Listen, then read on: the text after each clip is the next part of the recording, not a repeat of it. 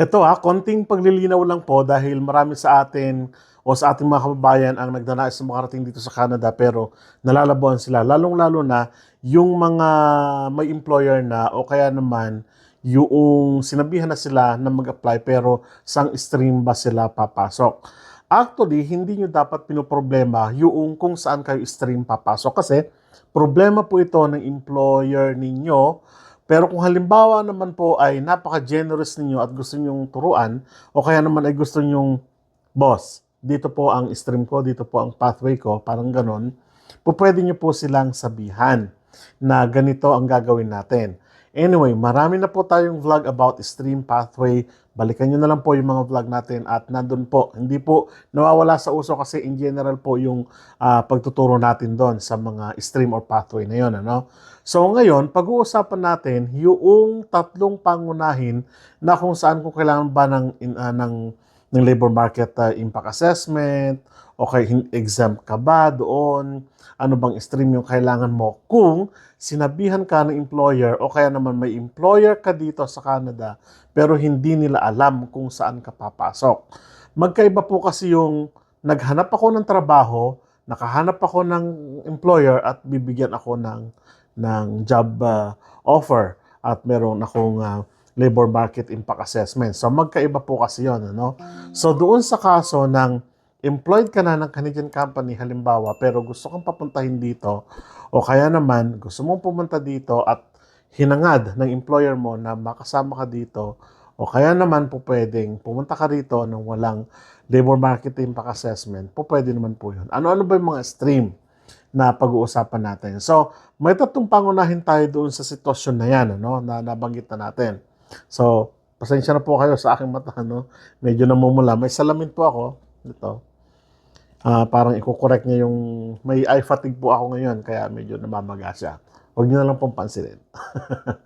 Ang pansinin na lang po natin yung ating pag-uusap. Ano? So balik po tayo. Doon po sa bahagi na yon, yun ating pag-uusapan. So pag-usapan po natin yan. Ang sabi po ni Derek Shank ng CIC News, how can may foreign employees legally work in Canada? Kumbaga, tinatanong ito ng may-ari ng kumpanya kung paano ka mapupunta dito sa Canada legally o kung ikaw na employee, naghahanap ng trabaho, ay mapupunta dito sa Canada as employee o kaya naman employee na dati na gustong mapunta rin dito. No? So, sabi po dito, to avoid running afoul of Canadian authorities, you should ensure that any foreign employees you require to work in Canada are legally authorized to do so. So, meron po tayong tatlong pangunahing options dito. No? Number one is the work permit exemptions. Number two is the International Mobility Program or IMP. And the Temporary Foreign Worker Program or TFWP. Kung papansin po ninyo, yung tatlong pinag-usapan na natin ay pinag-usapan na natin noong mga nakararaan at sineperate pa nga natin ito sa iba't ibang vlog natin. Di po ba? At halimbawa, yung exemption sa tinatawag nating LMIA or Labor Market Impact Assessment. Number one, yun. Number two is the mobility program, no? International Mobility Program. Yung kung gusto mong palipat o kaya gustong kunin ng employer mo dito, parang gano'n, no?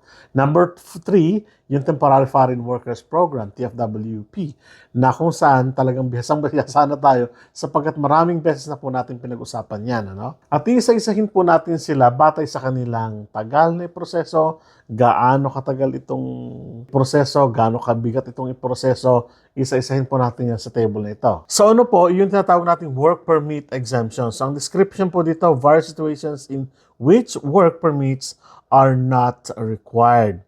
So ibig sabihin, the level of required po dito is the lowest, no? Ibig sabihin, medyo hindi yung effort na kakailanganin dyan ay hindi talagang ganoon kabigat, no? So summary of criteria naman po, ang sinasabi dito, temporary, short period of work. Typically, employee cannot be entering the Canadian labor market, no? And of course, ang duration po ng work status dito ay less than 6 months of work might allow multiple entries pero kailangan pong umuwi. So sa work permit exemptions po, ibig sabihin, nandito ka sa Canada pero wala kang work permit. So, pero po pwede kang magtrabaho ng legal, no? Yan po ang ibig sabihin ng work permit exemptions. Iba po yung LMIA exemptions, no? So, sa LMIA exemptions naman, hindi ka binibigyan ng LMIA kasi pwedeng siguro nominated ka ng province, magkaiba po yun. No? Ang pinag-uusapan po dito is the work permit exemptions. No?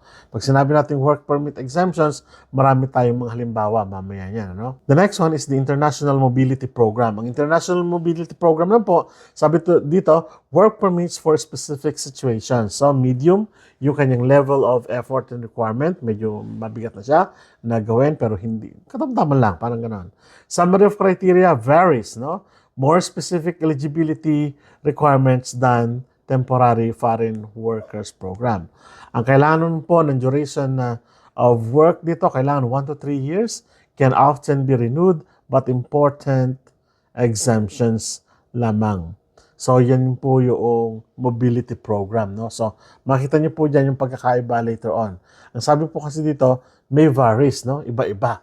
No? Pero mamaya, makikita natin mamaya sa TFW kung ano ba. So, let's move on to TFW o kaya naman Temporary Foreign Workers Program. Ang sabi naman po dito, General Work Permits for Foreign Workers. So, General Work Permit. So, ibig sabihin, ilalakad mo yung papel mo kasi ang kanyang duration or level of effort ng requirement or required ay napaka-high. Ibig sabihin, yung mga documents mo kailangan i-provide, yung babalik na naman tayo sa human factors, yung tinatawag nating skills mo, work experience mo, kailangan buo doon sa kanilang requirements. Doon naman sa summary of criteria, ang sinasabi dito, less restrictive than IMP. Labor Market Impact Assessment or LMIA required. Advertising the position to Canadians also generally required. There are some exemptions. Ang duration of works required naman po ay 1 to 3 years, varies by stream, can be renewed. So, mapapansin niyo po, no? So, less restrictive than the International Mobility Program. So, nangangahulugan po ngayon na ang TFW medyo flexible siya. Pero dahil sa flexible siya, mas maraming required na documents, mas maraming required na number of hours, mas maraming required na, let's say, experiences, o kaya naman yung skills na tinatawag natin, human factor nga, no? At meron din siyang LMIA or Labor Market Impact Assessment. So, ang titignan po natin dito, ina-advertise yung mga trabaho karamihan dito po sa TFW para nang sa ganon ay mauna muna na may hire yung mga nandito na sa Canada, either temporary foreign workers o kaya naman yung mga nakadikit na doon sa tinatawag nating ng labor market. No? So, ibig sabihin po niyan na kailangan talaga ng puspusang andito. Kailangan merong part na gagawin ang employee mo, ang employer, at ikaw mismo. No? At kung titignan nyo dito, medyo mas mahirap talaga siyang ihanapan ng, kumbaga, butas pagdating sa immigration. Bakit po? Kasi mas malawak nga yung hinihinging requirements ng Temporary Foreign Workers Program kumpara dito sa International Mobility Program. So, dun sa tatlo, exemption po doon sa work permit. Halimbawa po nito, yung tinatawag natin mga artist, no? Yung mga nagpe-play sa drama, something like that, na gustong pumunta dito sa Canada na magtrabaho, pero ang finance po ay manggagaling hindi sa Canada kundi halimbawa yung mga pelikula ng Pilipinas, no? Katulad ng sinut ng mga ilang artista dyan sa Calgary, no?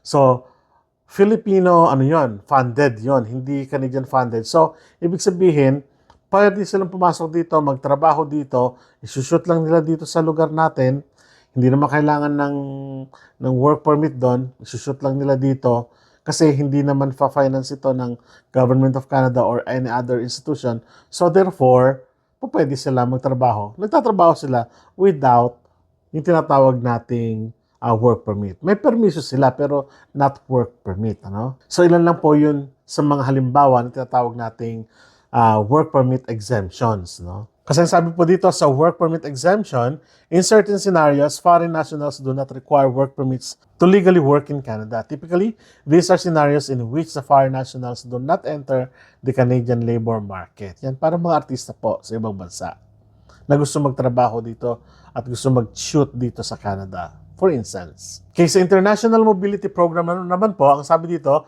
the International Mobility Program or IMP is an umbrella work permit program that includes a mandate to provide social, cultural, and economic benefits to Canada. There are various work permits available under IMP, each of which has different requirements. Ilan sa mga halimbawa ng IMP tinatawag nating parang transferee, no? Yung halimbawa, nasa Mexico ka, nandito yung employer mo, gusto kang kunin dito, yun yung sinasabi ko kanina na pagtatrabahon ka dito, that is International Mobility Program, na kung minsan hindi nila talagang kumbaga, plano mag-settle dito sa Canada, pero gusto nila magtrabaho dito sa Canada. Parang ganun po yun. In Temporary Foreign Worker Program naman po, if the work permit exemption does not apply to your scenario and your employee cannot qualify for an IMP work permit, you can pursue a work permit through the TFWP. The TFWP is intended to provide Canadian employers access to foreign labor in the case where they are not able to fill their needs with Canadian citizens or permanent residents. Kaya po, karamihan ng mga employers dito ay nagre-resort sa tinatawag nating Temporary Foreign Workers Program. So, halimbawa, ng mga Temporary Foreign Workers Program, may Express Entry, yung ibang stream, yung mga iba't ibang mga program na kung saan ay bibigyan ng visa o kaya naman ng work visa yung mga foreign workers, foreign nationals upang magtrabaho dito. Sabi ko nga, napag-usapan na natin ito maraming beses pa. So, yun lang yung mga requirements na kung saan yung inyong mga employer ay pwedeng i-hire kayo mula sa ibang bansa kahit nasaan pa man kayo.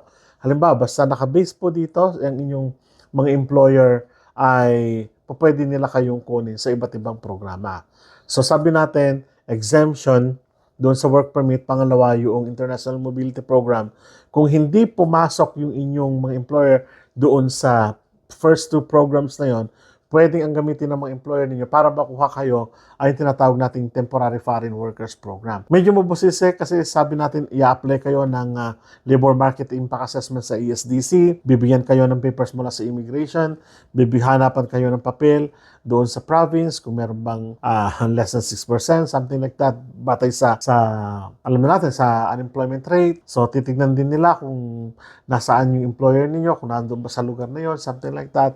Baka pwede kayong pumasok sa Provincial Nomination Program as temporary foreign worker, pumunta kayo dito, and then apply for work permit. So, ganun lang po ang ibig sabihin yan. So, para dun po sa mga nag-a-apply, nagtatanong, kung makukuha ba kayo ng employer nyo papunta dito sa Canada, ito yung sagot natin. International Mobility Program, the Temporary Foreign Worker Program, and the exemption doon sa work permit. So, pwede naman po talaga, no? Dapat mag-matter doon sa requirements na re-require ng inyong employer at mag-aakba naman sa province and then federal government para po mahugot nila kayo from your origin and then papunta po dito sa Canada. So, I hope naging malinaw po sa mga kababayan natin na mayroong mga amo, na mayroong mga employer na nandito sa Canada na gusto mag-move dito sa Canada, pwede po kayo sa ilang mga programang binanggit na natin. So, I hope na malinaw po sa inyo lahat. At sa mga, hindi lang po ito sa mga employee na mayroon ng employer dito sa Canada, kundi kayo rin po na mga naghahanap ng trabaho, pupunta dito sa Canada, magfo-fall naman po kayo doon sa tinatawag nating Temporary Foreign Workers Program para po kayo ma-hire ng mga employer na nandito sa Canada para po kayo makarating dito sa Canada. Ganun lang po ang ibig sabihin yan. So muli, maraming salamat po at kita-kita po tayo sa mga susunod na vlog. Hanggang sa muli po, paalam!